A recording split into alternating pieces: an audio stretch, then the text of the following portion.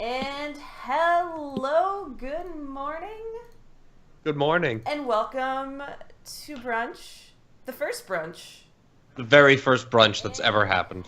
Inaugural, even. Yeah. With some slight technical difficulties, but we did it. We did it nonetheless. Hey, we're learning. Yeah. Yeah. We'll figure this out at some point. This for is sure. my ball that I dropped, so we will. It's okay. It happens. And yeah, so good morning. My name is Alicia, and I am your host for brunch this morning. I am here with some of my lovely millennial rooftop party hosts. If you all want to introduce yourself in some fashion.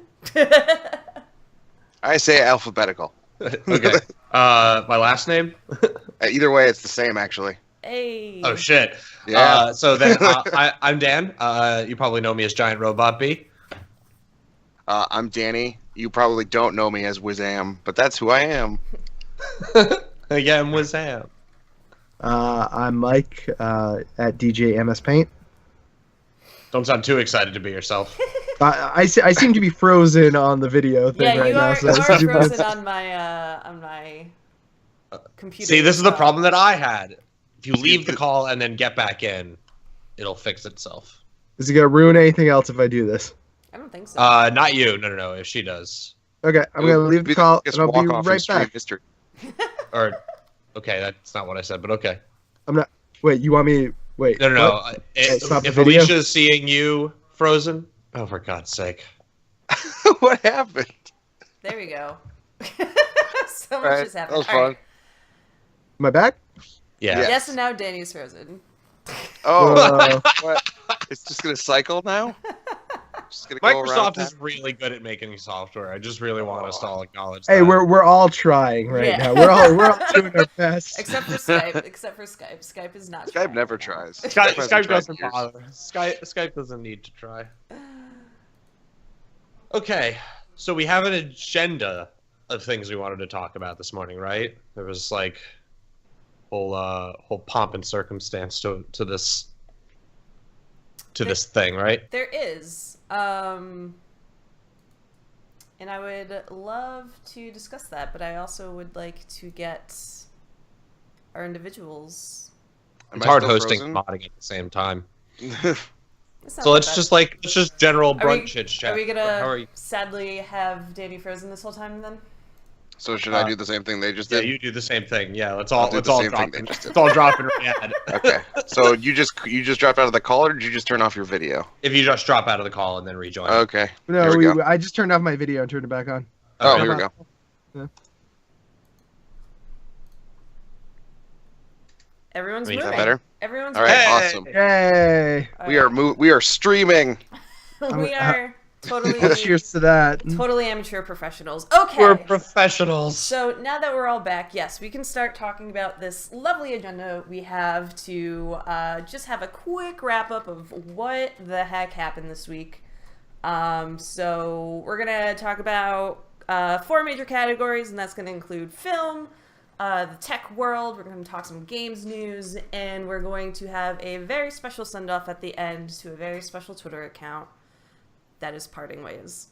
And that's what we shall do. And so let's kick it off with film. So we're going to talk about It a bit. Itty About what? bitty itty committee. A little bit of it. Yeah. So we actually saw It. Yeah, raise your hand if you've seen it.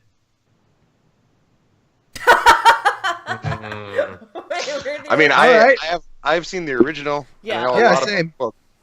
I have attempted to see it on several occasions, but this movie has been sold out at the theater that I try and go to most Yeah. often. Oh, really? And well Want to see served. a Like, horror movie. so Yeah. my only thoughts are like, so I've never read the book and I didn't see the original series, but I thought this movie was excellent. Dan, your desk is very much shaking a lot. Is it? Yes, and Just because of shaking how your camera. exciting he. Yeah. Exciting he. So maybe don't. Or turn how your desk. nervous. Was it a spooky movie? So it actually was spooky, and if I do embarrass Dan a little bit, he jumped a couple times. I had to make They sure. they leverage the jump scares though. Like, to be fair, that's what a jump scare is. On a scale of 1 to Tower of Terror, how scared was he? That's the scale. That's a scale. The face I made in Tower of Terror is probably like the worst face you'll ever see me make. This is true. No, so we did see it the other night, and I thought it was pretty good. I am a very big fan of old school type of horror movies, so like your Nightmare on Elm Street and things like that.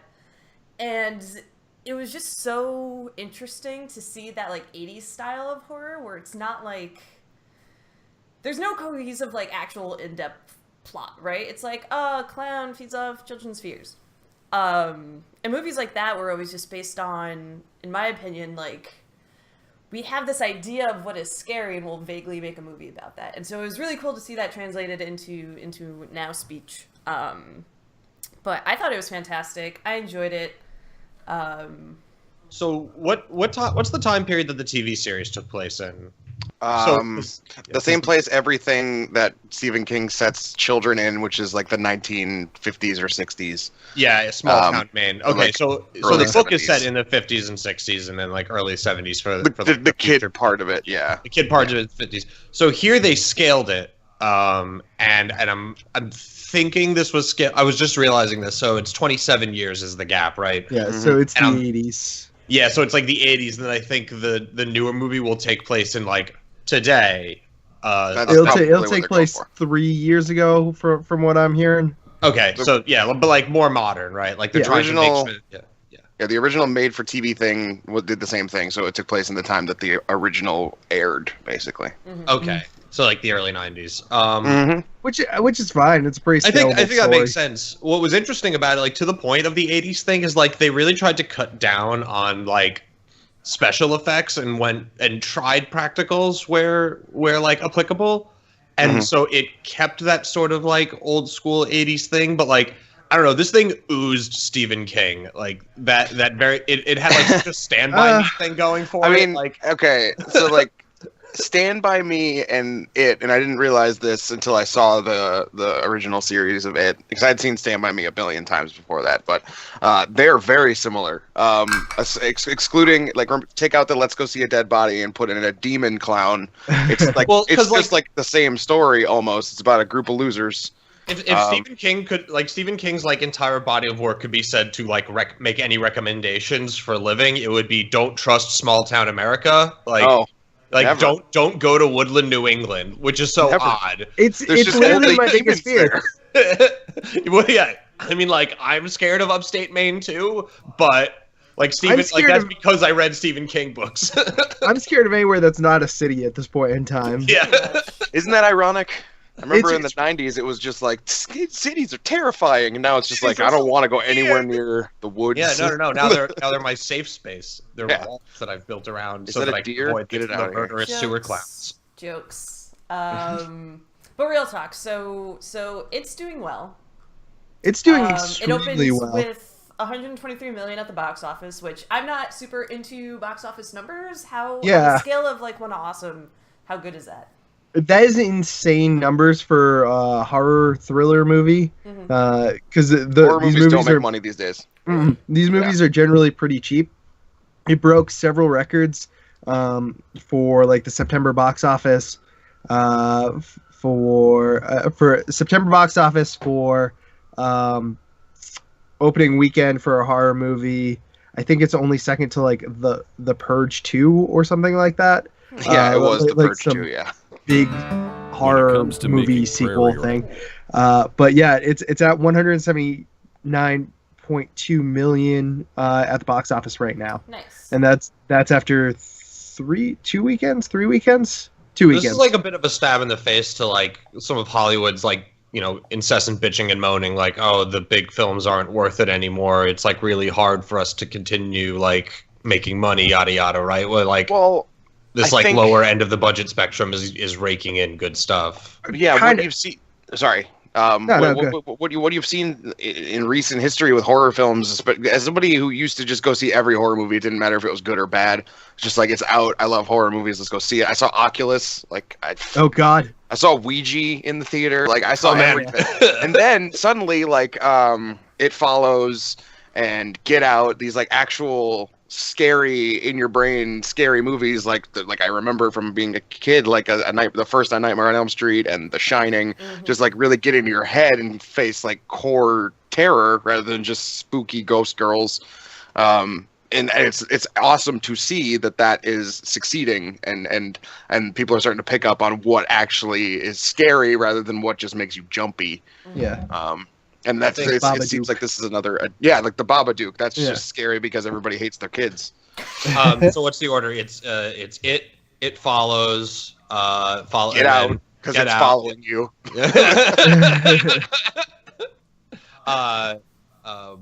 Step It Up. This is a great movie night. This is the best. It's just any movie. If like you find a movie with the word "it" in the title, like it's just part of this. Like it's not a trilogy or whatever. Like the sequences. That was the thing that like It Comes at Night and It both came out this summer, and I could not tell the difference in the like posters and marketing materials outside the trailers. I don't know that one. It Comes at Night was one of those like A4, like A4 is a new studio, or not a new studio, they've been around for a bit, but they're making like a huge push into like this like major indie scene. They have movies like that, Ingrid Goes West, Colossal, which is one of my favorite movies of the year. Oh, I gotta see that. Yeah, there's some really good stuff on there.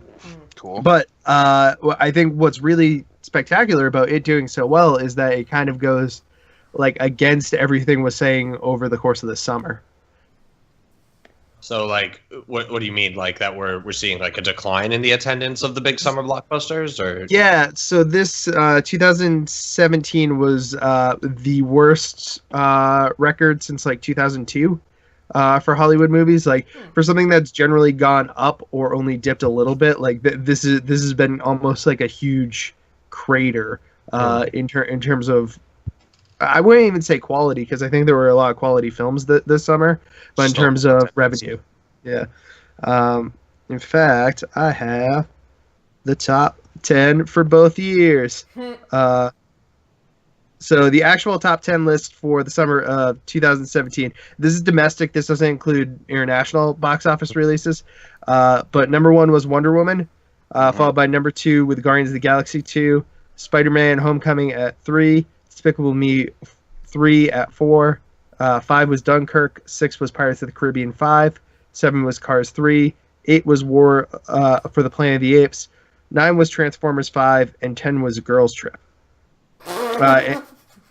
Wait, Girls Trip made that list? Girls Trip made number 10. I remember seeing the trailer for that just being like, whatever. Yeah, I think a lot of people wrote it off, but it's like it's one that speaks to a very certain demographic that turns out to movies that isn't really being catered to in a lot of things. I think Wonder Woman, in a way, does that as well. Wonder Woman at this point in time, as of September 14th, has a total domestic box office of 410 billion. So Warner Brothers' like immediate response to the success of Wonder Woman was, we should make 3 Joker films. Yes, for some reason. Adds up. I think.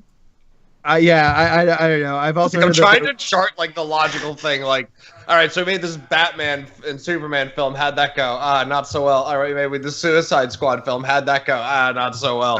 How's Wonder Woman doing? Doing great. What should we do next? I don't know, like 3 more Joker films. Like what?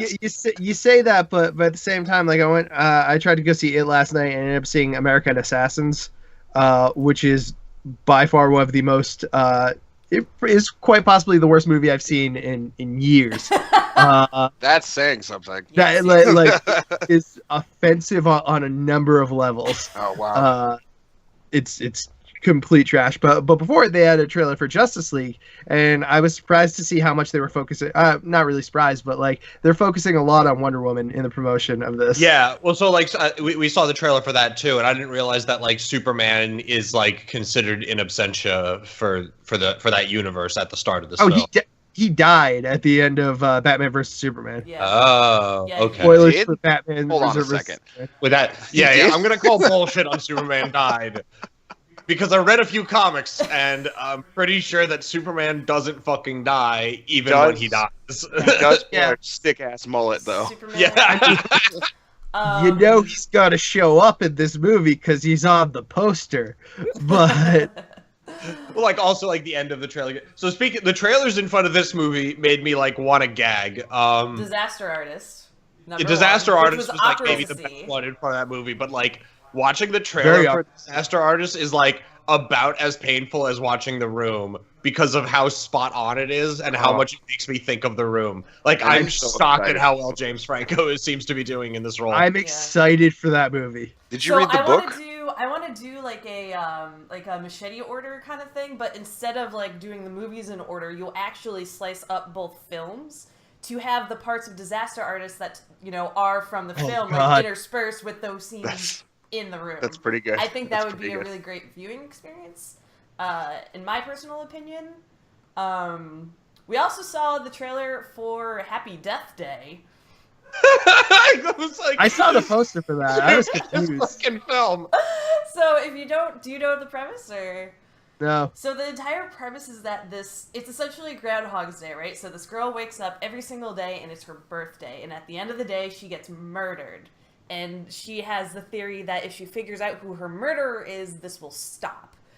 So essentially she just... Is it a comedy? No. Wait a minute. It's definitely one of those kind of like more lighthearted horror films because like she's also like they show scenes of her like taking advantage of the like I'm in a recurring day that no one will remember, so she like walks outside naked one day and whatnot. Like it's definitely not meant, it's more of like a thriller rather than like horror, but the murderer wears this like super creepy baby mask, which is maybe the scariest thing in the whole trailer, but the rest is definitely like they've got like pop punk playing in like the background of the trailer the entire time, so it's just like, oh no, they have 50 Cent playing. Oh, that's right, yeah, those are the same. Yeah. Bum bum bum bum bum bum. I do want to go back to the Disaster Artist for a moment, because Tommy Wiseau did give a review of the Disaster Artist. Oh, I'm sure he loved it. And I just want to read his notes. He gave it a 99% approval rating. Later cheekily boasted it to a 99.9% by James Franco. Wiseau went on to explain that his bugbears with the movie were uneven lighting and Franco's inability to fling a football. That's spectacular. So the lighting those are the things he would criticize too. The football were the two things. I don't think a guy who shot a movie simultaneously on film and TV gets to talk about uneven anything. Well, we tape them together. We tape them together. We do both. You get the same. You get two movies for the price of one. Yeah, it's not even the right accent. I mean, I'm surprised James Franco could do that accent as well. He clearly watched. He really when the trailer started, I just like thought it was Tommy Wiseau. Like my heart sunk because I heard that voice and it was just like, oh god. They also showed. So I went on this thing on Twitter yesterday that Mike you were engaging with of like Rough Gunman. But that was like literally me riffing on this new Bruce Willis film, where like some dude like. Some guy broke into his house and murdered his wife and daughter, and now he's like a doctor, and so he's decided to take the law into his own hands. And like, I could probably like write this film now with like I could write it 20 times. Like it just didn't feel like a movie that I think we did on Twitter. But like I swear, Gunman. Because there was that, and then there was another film. What was it? Bad Moms or whatever. That was a sequel to Bad Moms. There was like the Bad Moms Christmas that's now happening. Oh yeah, Bad Moms. Oh, good. Yeah, Bad Moms goes Hawaii. What those Bad Moms are up to around Christmas is a time for friends and family. My mom is coming to Christmas. Like I don't get it. Like I know you don't get it because you're Jewish, Dan. It's more of this scenario where like they're sitting in a room going through like pitch documents, and they're like, "I've seen this before. Let's make it." Like, don't they like read through the script and think like, "Oh, this is definitely predictable"? No, like you've seen a movie in the last like 10 years, right? It's weird. They do that all the time. It's just to sift through. back to the box office for this year, which I'm looking up again. Wonder Woman is technically kind of a sequel to Batman vs Superman. It's not an original property. Guardians of the Galaxy 2, Spider-Man: Homecoming, Despicable Me 3. We get to number 5, which is Dunkirk, which is an original. Pirates of the Caribbean 5, Cars 3, War for the Planet of the Apes, Transformers 5, Girls Trip. There are 2 on there. One is by Christopher Nolan, whose box office success, and the other one is Girls Trip, which is by a director who I forget who it is, who does make these smaller budget but successful movies. That being said, because people are turning out in like less than they have before, where these studio executives, especially Brett Ratner, who had a piece on what's killing the movie industry is Rotten Tomatoes. Right. People's opinions are ruining my movies. Yeah. He's saying Brett Ratner. If people just didn't have opinions, then my movies would do great. Right. He's That's saying America that for you. Yeah. Rotten Tomatoes score is causing not as many people to turn out to the movies. Back in the I feel day, like- before people knew I was a terrible director, they would come out to my movie and then find out I was a terrible director. Now, people know in advance. Brett Ratner needs to sit down and watch a Brett Ratner movie and realize that the problem lies I with want to it. just show him, like, Hannibal Season 3 and then make him watch his own version of Red that Dragon? exact same story and be like, do you see why you're terrible at this and other people aren't? Why someone gets this and you don't. Yeah. Yeah, so this led to like a whole thing of like a bunch of studio executives coming out and being like, hey, what, like Rotten Tomatoes is really responsible for that, which led someone to do a study that's like, not really, but the fact is like they're looking for any reason why To box excuse office themselves. is yeah.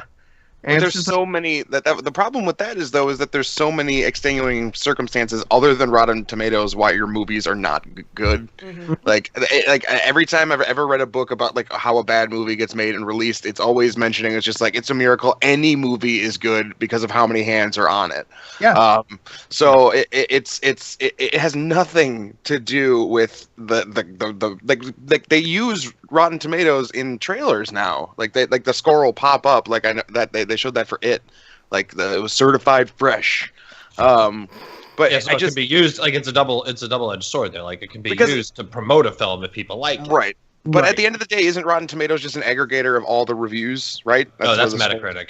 That's Metacritic. no, Rotten yeah, Tomatoes so is the Rotten- same thing. Yeah. It does the same thing, right? So it's just a percentage based on what everybody else is giving it. So like you can't come out and say that Rotten Tomatoes is the problem when the problem technically already existed in the first place, just spread out among like a billion newspapers and stuff. Yeah, Yeah. well, I think that's sort of like the thing with like the internet age is that we've like consolidated a lot of that. You have access to more opinions sooner, whereas before it was like you might have read Roger Ebert's write-up in the Times, maybe. And that's your one opinion that you're going Yeah. on. Yeah. In addition, movies are getting longer too. Like War for the Planet of the Apes, It, American Assassins. Like these are all 2+ hour movies. Like Yeah. Spider-Man was like 2.5 hours, and for you to go to the theater, have to reserve seats at this point in time. Get there early if you want to get like popcorn or anything like that. Like that's a full It's an chunk of time. investment, That especially for the cost of like I know everyone complains about it, but like the cost of movie tickets these days, right? Like everyone looks for any justification to not go see a movie. Kind of. I'll wait for at this point when it comes to anything that's not like I got to see this otherwise it's going to get ruined for me at some point on the internet. I'll just wait and see it when it comes out. Like it's such a like an arduous process at this point finding Yeah, it's parking definitely, at like, a mall a to-do. where the theaters usually are. Yep. It's just not how I want to spend my day off. Like Right. I just signed up for that Movie Pass to like which seems go- like too good to be true. Well, I don't know what their business model is. I'm just wondering if they are like expecting people to bank on like. I think the People not idea. going? I think the idea is to kind of bank on a loss leader for a while. Like, I think the idea is that the theaters are actually like in partnership with them, and I think there's some sort of revenue exchange here or revenue sharing, where like the overhead that they're losing on the tickets by making them cheap and flat is made up by the theater on concessions and increased overall attendance. Like, Which is cool. Like, I mean, like if I'm paying $10 a month for this, I'm probably gonna be more likely to buy something from the theater. Yeah, like so my office is literally between two humongous movie theaters. Like one is like exactly next door and one is half a block away. And like everyone in my office is like jumping on the Movie Pass thing because both of those theaters are on there. And especially here in San Francisco, like a lot of these smaller theaters are also on Movie Pass. So for like the people like you, Mike, who like really like to go see every film, especially like the smaller ones, like that hits the spot here. And I'm assuming other cities will latch on to that. But that's the thing. Like I feel like to be successful, it needs to have both the big theaters and the small theaters. In Boston, we do have a lot of people or a lot of theaters that are participating in it. The closest local theater to me does not participate in it, but a lot of others do. So probably. Yeah, and I'm sure it'll expand if the program's successful. But yeah, so is that it for movies? That was a long movie talk. Yes, this kind of y'all tangented, but that's okay. So, yeah, I think that's it for film. Go see it. Yeah, go see it. Go. If you can get into the theater. Yeah. If I may say one thing just about it, if you can see the original, go ahead and see that because it's definitely worth watching. I would say that the back half of it is really disappointing compared to the front half, and I worry that the same thing is going to happen. I'm also kind of worried about watching the original because I don't want to get the second film spoiled for me. I feel like you're going to get that spoiled for you just by reading the internet at some point. Like it's not that great of a reveal, honestly. Yeah. It's kind of disappointing in general, and it's disappointing in the book too, in my opinion. So okay, keep that in mind. All right, so moving on to tech. Dan, you had shared with us a article revolving around the latest Facebook scandal, which I think there were like two in this past week, actually. But in particular, the one about them coming out and stating that, ads from Russia definitely are on the site, and we didn't do anything. Yeah, so why don't you talk about that a little bit? So this article, and I can't pull it up for whatever reason because Safari's busted. So this was covered by The Intercept, who's an amazing news site. They do like a lot of really good in-depth coverage. But this is talking about the idea that Mark Zuckerberg is not involved in any testimony regarding. Hang on, let's see if I can fix this problem. Regarding the election campaign and their potential investment in God, why can't I pull this article up? Potential involvement in influencing opinions by allowing Russian-sponsored media orgs to post things on here. But I don't really kind of want to talk about that. The reason I wanted to share this is largely just in this idea about like social media's influence via this sort of like article mixing up thing. Because the other thing that ProPublica came out with this week is that they found out, so when you're an advertiser on Facebook, you go in and they have this whole targeting manager where you have like a lot of the ability to customize what demographics and segments your ads are targeted to. And they found that there are segments on there that like explicitly target no Jews and white pride and like other like just insanely racist, white supremacist hate groups. And those are just like segments that you can just like target your ads to. It's like, would you like to sell Colgate to white supremacists? Like, here's your target, and you can hit that. Whiteness like, starts at the teeth. Right. For teeth as white as your heritage. Keep it pure. So ProPublica actually like took out some ads with these targets and then took all these receipts of it and sent it to Facebook, and they're like, the fuck? Facebook's response was, sorry, these segments are created automatically by some like machine learning algorithm that we point at our site, and we don't currently have any manual review in place. Just if the algorithm thinks that it's discovered a segment, it just exposes that to the segmenting manager, and anyone can hit those targets. And then, so they took them down, but then like it was either WAPO or like some other site like within another hour just found like a whole bunch of other ones that they didn't take down, and they're like, we're looking to improve this by perhaps installing some humans in this process. And it's like it's just so baffling that this company that has just unbearable sums of money on hand can't like put people in front of this stuff. They trust the computers to just figure it all out. It's all down to the algorithm. Like everything's fine. And so it's this race to the bottom where they're like, hey, if we don't have to pay people and we can just have this like algorithm doing it, like that is more money in their bottom line for it, which is why they don't do it. But it sucks. Yeah, like, so I don't have a Facebook account anymore, but like, are you guys like seeing on your end, like what kinds of like things are showing up on your timeline? Because I'm like really curious now how bad this has gotten. So I see Cowboy Bebop sneakers and free cat watches.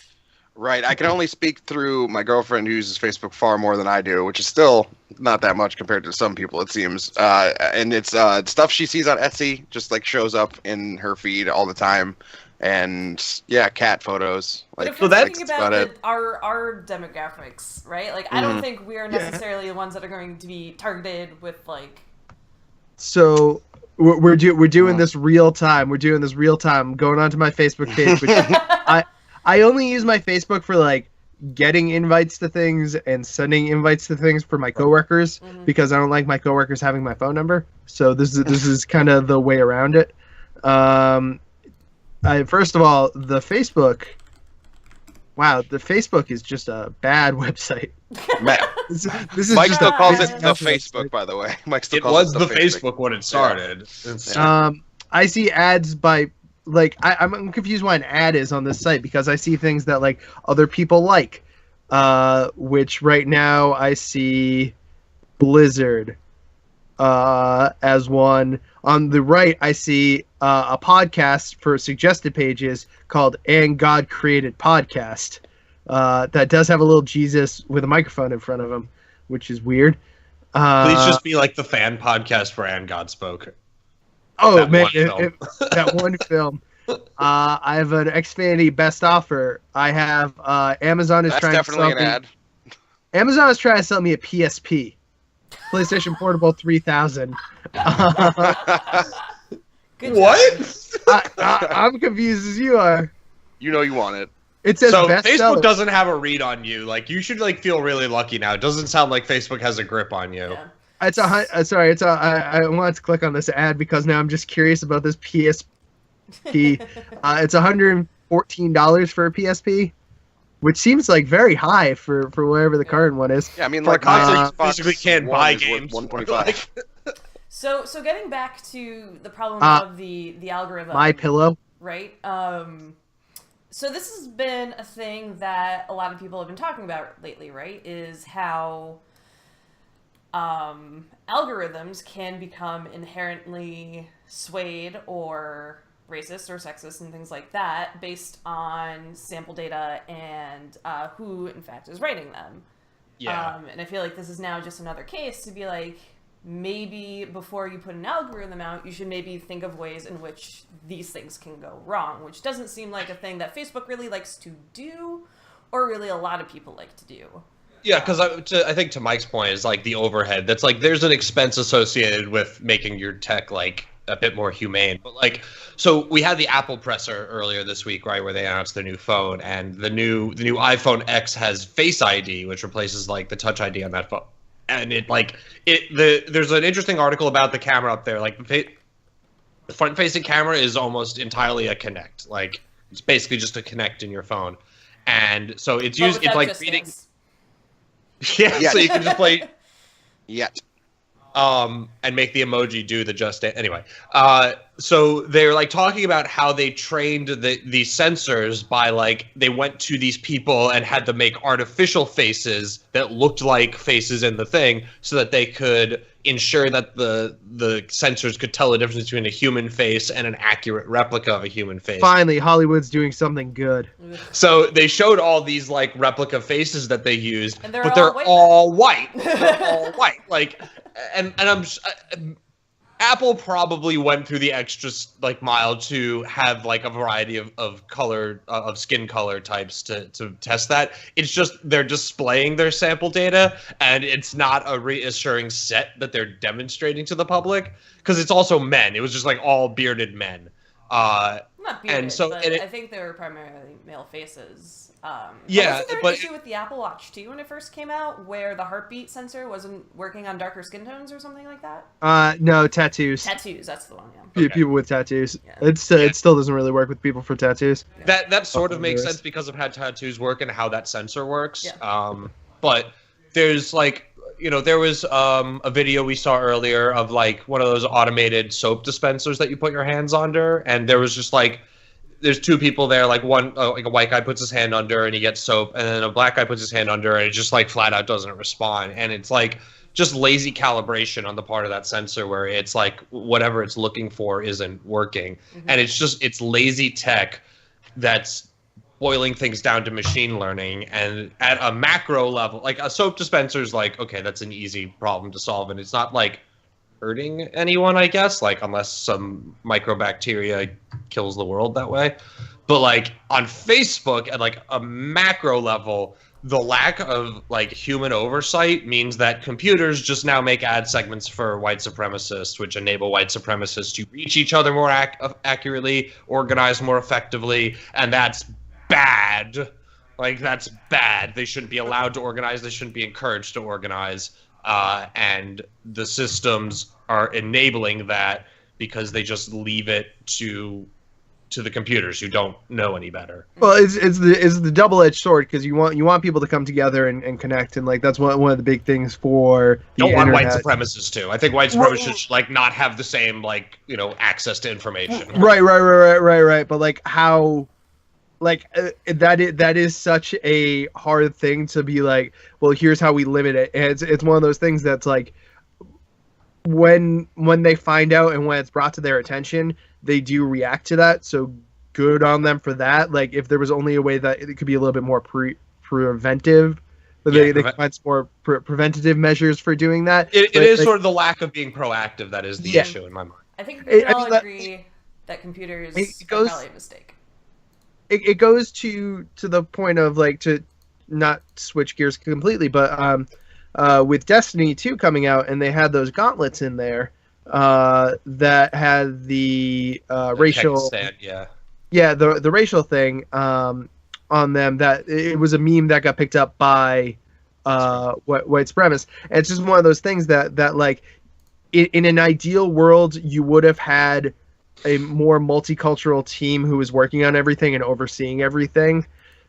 And like it's bad that that is not the situation that we live in. But once they found out about it, they did take the steps to do that. So good on them for doing that, but bad on them for not having that back end. Like, To be like entirely fair to Bungie, I feel like that was like such a niche thing that would have been pretty hard to catch because it's like the logo itself is oriented sideways, and the problem was when it was oriented this way, it looked like it. Like that was a really niche problem, but I get what you're saying. Yeah. It goes to the fact that like, hey, if you have more people on staff with different backgrounds, you're gonna have someone who sees that, rather than like having all the same kind of thing. Yep, and that's something that underrepresented groups have been saying forever, and as these things keep coming up, it just doesn't keep on changing. So maybe someday these people will learn. Well, your comment, Mike, and then this is a good segue to get into what we want to talk about for games. So why don't you finish this off?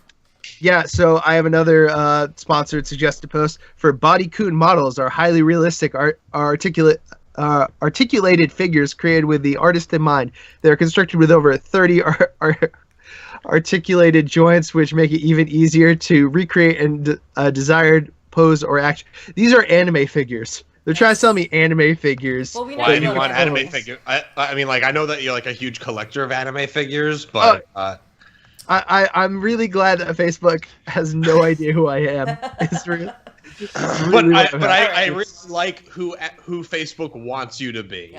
Yeah. Okay. They really want me to be Forza Motorsports and anime dolls. So. Sounds like a great good to life. me. Yeah, Speaking of video games. Sounds good. All right, so going on to games, we're already talking about Destiny, so let's keep going with that. So I think 3 out of 4 of us have been playing Destiny 2. Soon it Four will be out- 4 out of 4 of us, right?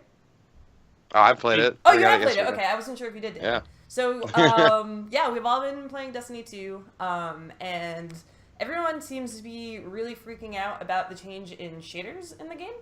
As someone who did not play the original, I had it explained to me, but there is now kind of like a more, you can't just freely use shaders. You kind of have to like put, I'm gonna say like a little bit of skin in the game, right?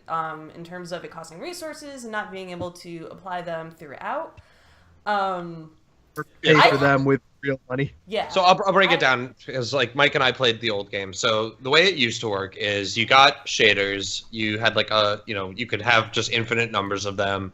If you accidentally deleted one, you could recraft it from an inventory.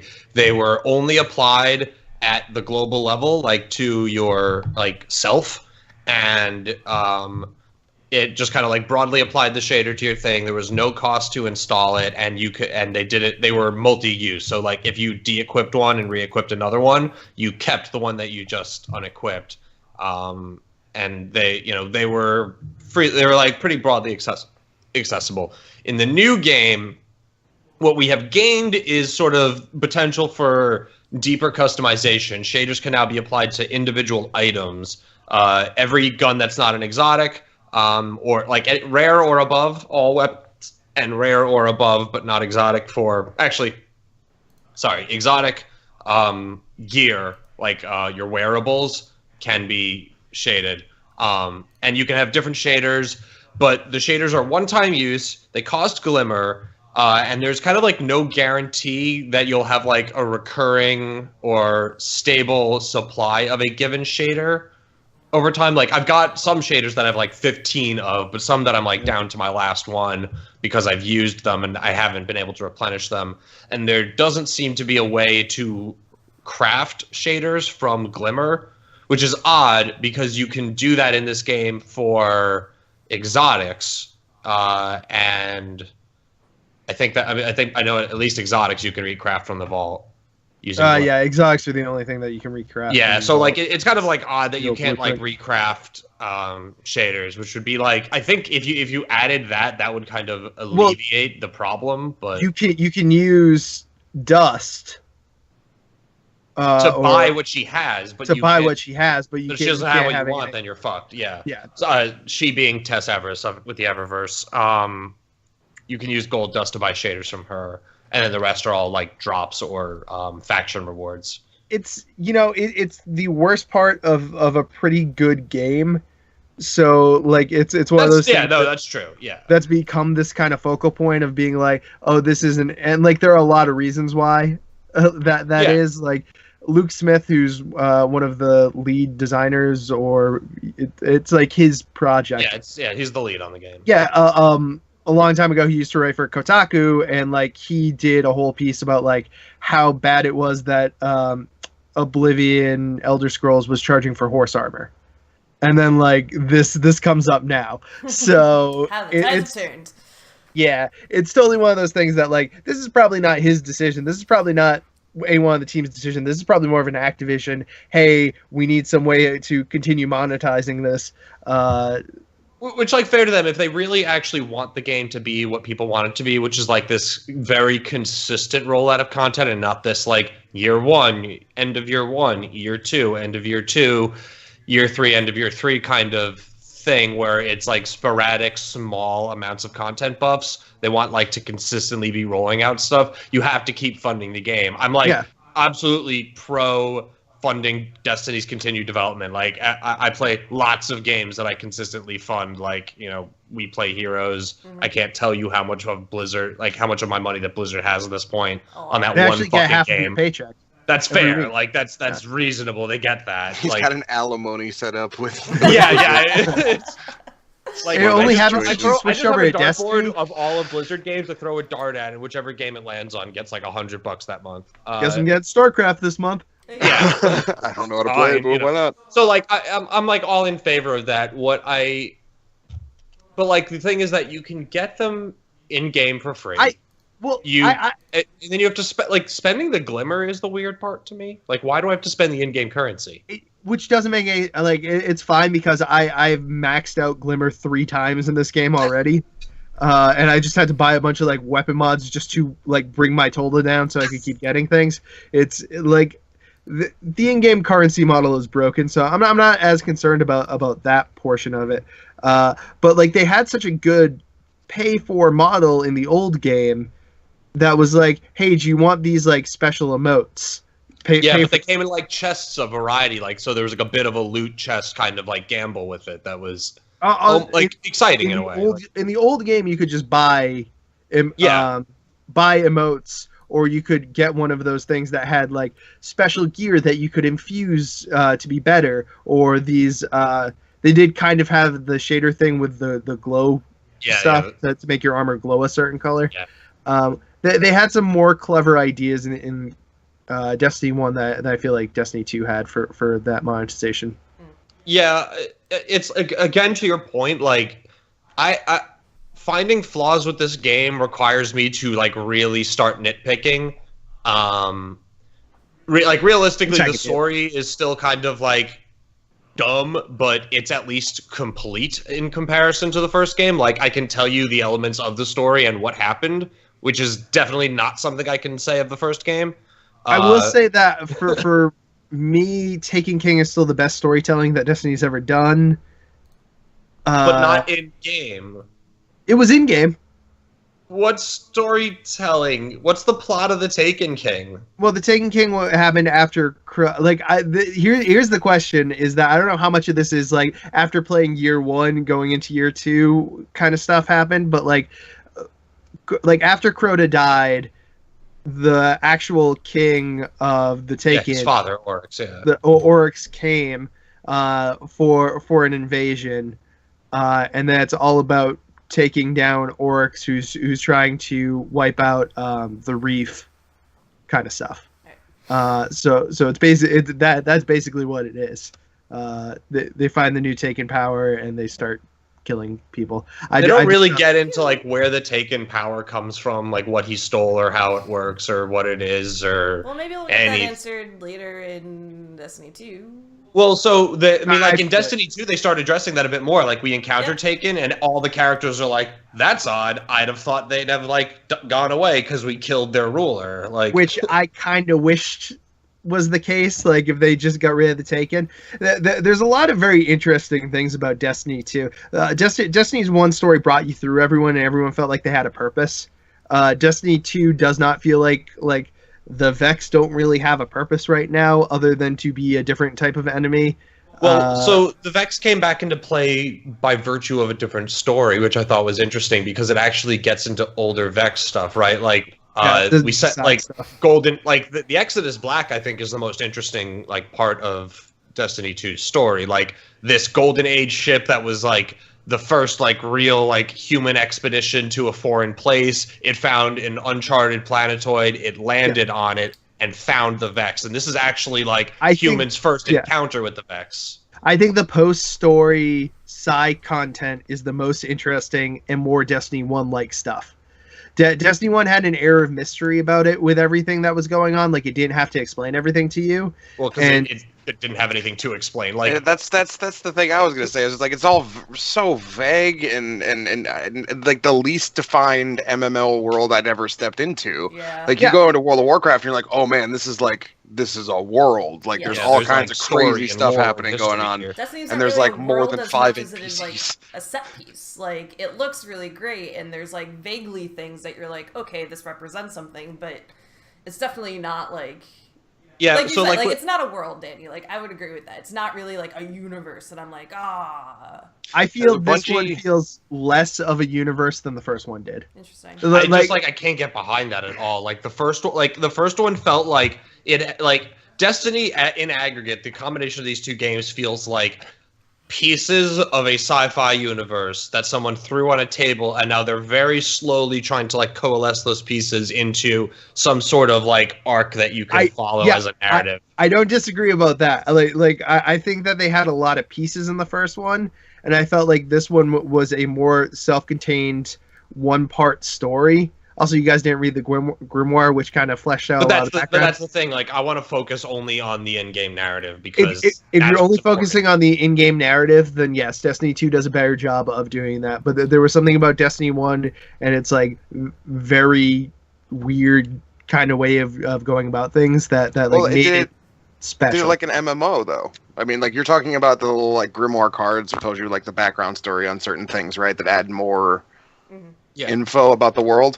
Which that World of Warcraft is literally that. Like if you don't read the quest log, you don't read like the random little books you find, you don't know a ton about it, exactly what's going on.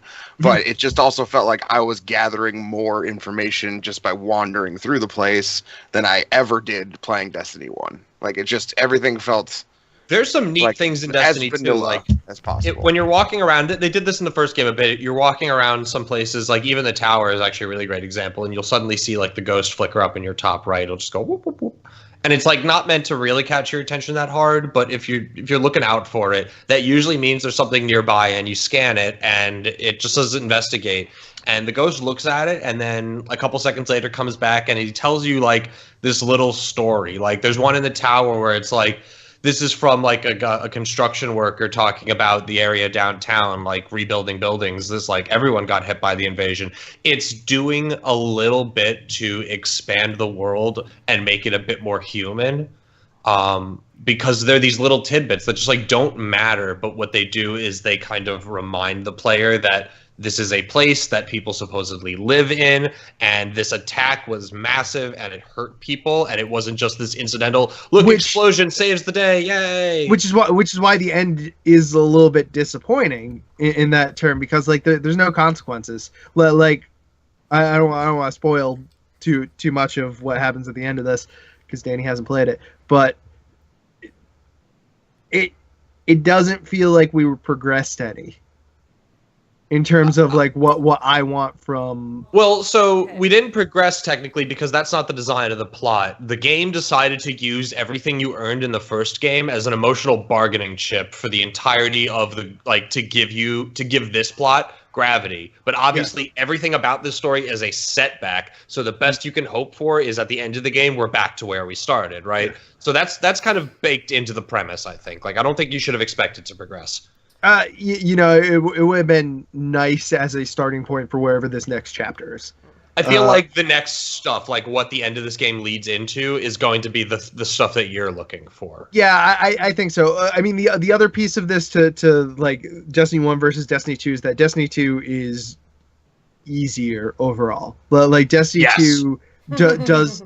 Like Destiny 2 holds your hand a whole bunch in a way that Destiny 1 did not. So Destiny 1 is like very much like sorry, I forgot to make a tutorial. Figure it the fuck out. You know? Yeah, and I kind of like that in a way that like Legend of Zelda Breath of the Wild this year kind of does. It just kind of sets you out on this big world. So like these extra quests that we're doing, these things that we're talking about, the post-story content, like they spell it out pretty easily that like here's where you go and here's what you do. Whereas in Destiny 1, post-story content was like, hey, if you happen to wander by this thing, you can kind of start activating this. Yeah, I mean it's a balancing act between like quality of life things, because whereas in the first game we had to do a lot of manual hunting, in this game I get to look at the world map, and I will take the world map any day.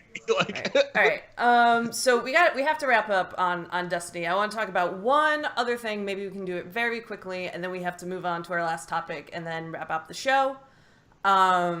So the year's 2017, and Nintendo is adding achievements. Hot takes, go. Yay. Where's the amiibo support? The real question is if I can import my PSN trophies into this, so that I can have a head start on Michael. That certainly is how I feel about Binding of Isaac. I'm so far in the PC version of Binding Isaac, but I'm so far behind in every other iteration of it. Well, so what I did with my Switch is I brought my Switch on a trip with my coworkers and I, and there was a lot of just like idle time during that trip for like during the travel and whatnot. And so I had them play Binding of Isaac for me because none of them had played it. So I basically like got a ton of free like achievements taken care of by just letting other people play my copy of the game. So that I can I'll just farm it out. You're right. Yeah. I was wondering.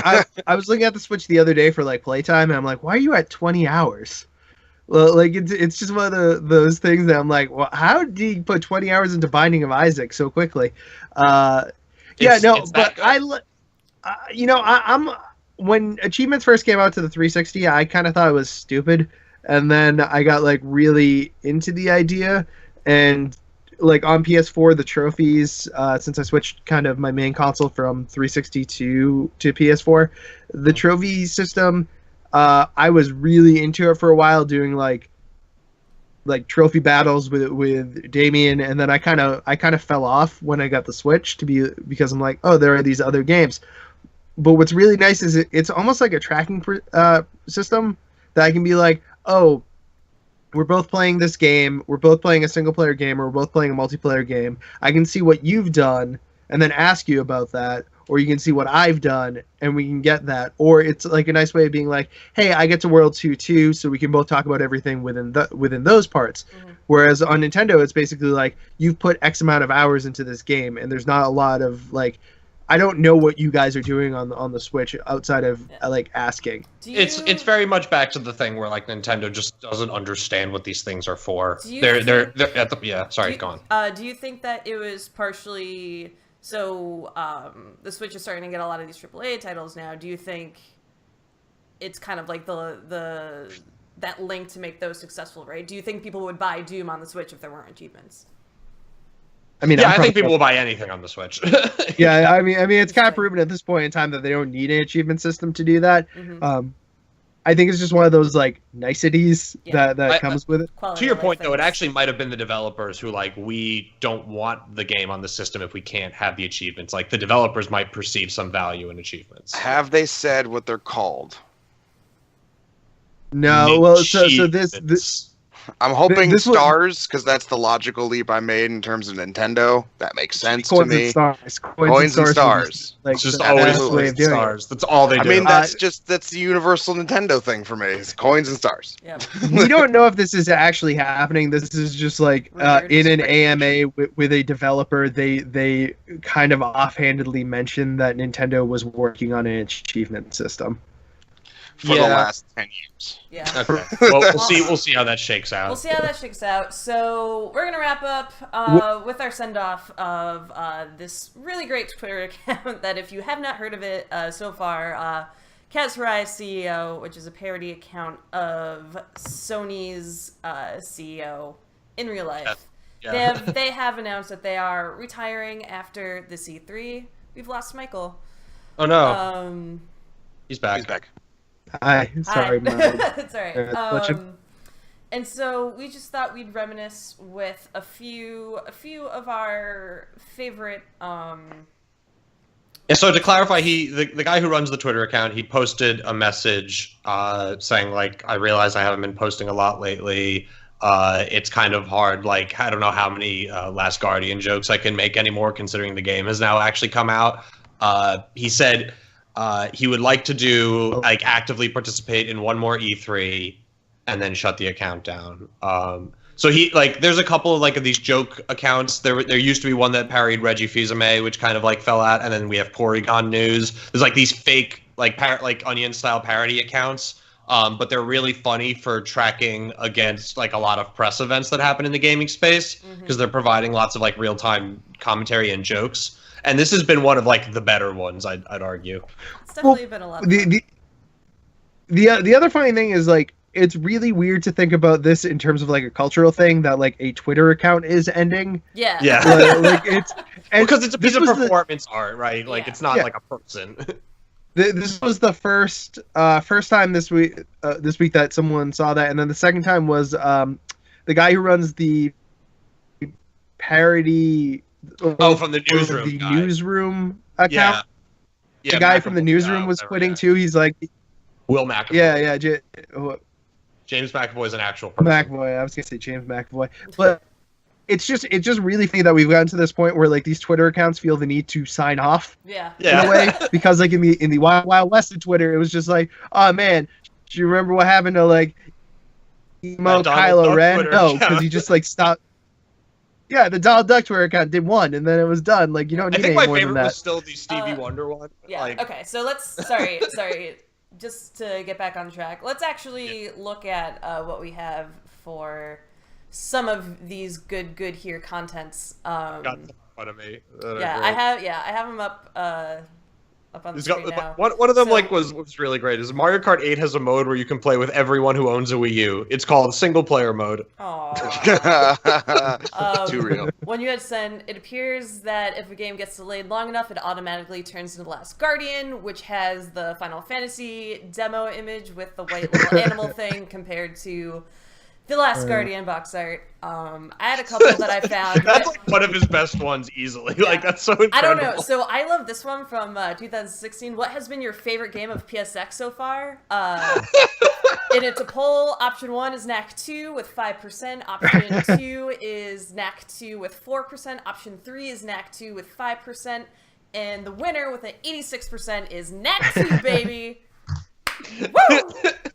I'm Man, so sad that we haven't played Knack 2 yet. I know, it came out the exact same day as Destiny, and I'm like, no. This is really like that's like the best Sony could have hoped for because then no one paid attention. Yeah, what else do we have here? Konami will hold an E3 press conference to announce all the exciting games they plan to cancel in 2015. Oh man. And then this actually might be my favorite. Activision announces Call of Duty Advanced Warfare for iOS, and it's a screen cap from the game that says "Pay $4.99 to pay respects." There's like in the Konami things, this Kojima has officially left Konami. He is officially the last exciting thing that will ever be released by Konami. Wow. or this one, which is like really, which really hurts. It says, "Happy 4th birthday, PS Vita. I'd buy you a card, but they are still too expensive." The memory cards for like PS Vita, to clarify, are proprietary and like egregiously expensive. There's no memory reason sticks are they should cost them. overpriced out the yin yangs. All right. Ubisoft is skipping this year's annual Assassin's Creed installment, just like most gamers did last year. Aw, Ooh. harsh. Oh man, like yeah, he's got some like really Yeah, salty ones, but definitely- like they're so spot on. Like Definitely that's the go thing. back and look at them. Even I think they make a little bit more sense if you watched all the pressers, but even out of context, like if you pay attention to what the big studios are doing, they're still pretty good. Yeah, like the account subsisted largely on like there was like a million jokes about the Last Guardian. the PSN outage, Last Guardian being delayed a million times. No games at launch. Yeah, but like he tends to focus on the Sony edge of thing, but like he also uses Sony's kind of like perspective. Fans have been asking for a new Street Fighter Alpha, so Capcom decided to release Street Fighter V while it is still an alpha. Like there's like that's super witty because like people have not been happy with Street Fighter V at all. Let's do one more yeah. and then yeah. Okay, I've Wrap got up one the more. show. It's, people claim that the only games Sony released on PS4 are remastered PS3 games. That's not true. We also now release remastered PS2 games. GTA 3 available for your PS4. We shall, yeah. we shall miss you. We shall miss you. Yeah, so That's he'll right, yeah. CEO. Good work. Thank you for all the laughs. Yes. Yeah, we still have 6 months with him. Yeah. And that wraps it up for brunch. This is our first episode, and we'll be back. Actually, not next week because I'll be coming back from Poland next week. Unless you guys feel like doing it on our own, but we will be back as a full party, I believe, on the 24th. So in 2 weeks. Do you guys want to wrap up the week? One word, 1 or 2 words for you. This week has been too long. All right, too long. Or actually, no, I've got a better one. This week has been not enough Destiny. That's 3 words. You said too long already. All right, too long. That's yours. It's locked in. Danny? Most of this week, I've been working on my Hero League placements, so this week has been too hard. That's what I'm saying. Too freaking hard. Too I hard. feel that. Yep. Mike? This week Uh-oh, he And died. we never heard from him had again. enough inner. Mike, we're losing you. Oh, no, am I here? What's happening? Too little internet. Yeah. No. It's too little internet. Yeah, that's really it. The RCN guy's coming in like a half hour. So Oh yeah, like that's why you missed a lot of Destiny because you had too little internet. You yeah, gotta wipe because the the tubes. internet went down for a couple days for me. Yep. We're Yeah. getting new modem, so hopefully that Sweet. resolves it. All right. For me, this week was Cade 6, who is my new favorite video game boy. That's Wait, Nathan 9S Fillion, or right? 9S or Kid 6? 9S. I mean, in the grand scheme of things, it would be 9S. But for- Nines is like the best boy. he's a good boy. He's a good boy. All right. So thanks for tuning in to Brunch. We got 2 followers during this broadcast, so that's exciting. Woo! Nice to meet you. So thanks for everyone Welcome. who tuned in. Again, I am Alicia. You can I'm find Dan. me on. I'm not Oh, done sorry. yet. I thought we were just. I thought we were just doing rounds. God, No, we're doing- stop interrupting. I'll shut up. me, I'll leave. man. I'll just- You can find me on Twitter and Twitch at CatPeachGG. Dan, now you can tell the wonderful folks how they can find you on the internet. I'm Dan. You can find me at Giant Robot B, literally everywhere. Danny. Oh, I'm Dan. I've been Danny, and I will continue to be Danny. And you can find me at _Wizam because somebody has the actual Wizam. Who's And Dan? Mike. I've been Mike. Sorry, my internet's been shitty. I've been Mike. You can find me at GJMSPaint on Twitter and on the Twitch, I guess. We're also at No Loaf Team on Twitter and our No Loafing Clan on Destiny if anyone wants to join in. Join No Loafing. All right. Well, thank you for tuning in, and we will see Wait, you want to like promote the Millennial Rooftop Party Twitter? That might be Oh helpful. yeah, well you are watching this on Millennial Rooftop Party. We have some other shows this week. So on Tuesday we have Couples Therapy, where Dan and I co-op play dating sims together. We've been playing Dream Daddy and dating some sweet dads so far. Long live Cranston Dadberg. Cranston Dadberg is the best. Are we still doing no loafing on Wednesday? Yeah. Is that gonna happen? We will We're gonna have try to. some- We're gonna try to. We'll have some Destiny content on Wednesday at 10. Okay. Yeah, if you guys Eastern. want to stream some really early content, Yep. I'm your guy. You can see what shows we have going on in the diddly doos on the bottom of the page. And we will have more stuff coming soon as well. So definitely follow us, stay tuned, and We're here at 2KRTP, both here and Twitter. yes, 2K RTP, because millennial is a very long word, and rooftop And no is a one long knows how to word. spell it. Or you can just follow us for updates on our content. Yeah, do that. All You don't right. have to spell anything. Just one. Right. All right. Thank you all. We will see you next time. Cheers.